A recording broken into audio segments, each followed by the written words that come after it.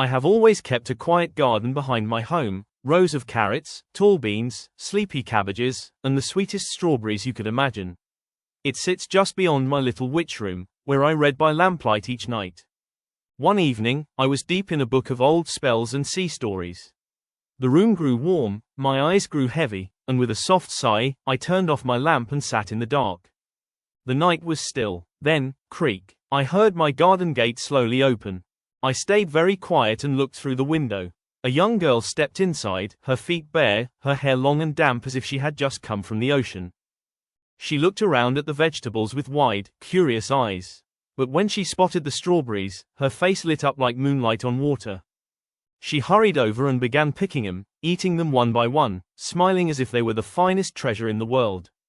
I must have moved, just slightly. Because suddenly, she froze.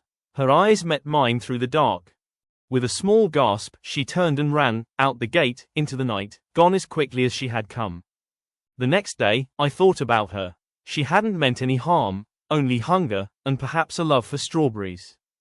So that evening, before I went to bed, I filled a basket with fresh vegetables and the ripest strawberries I could find.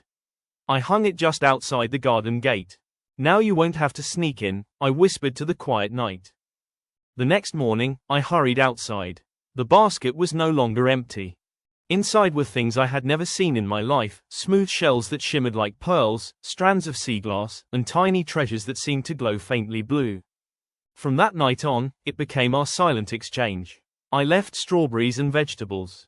She left gifts from the deep sea. I never saw her clearly again, only glimpses. A flicker by the gate, a ripple in the air, the faint scent of salt.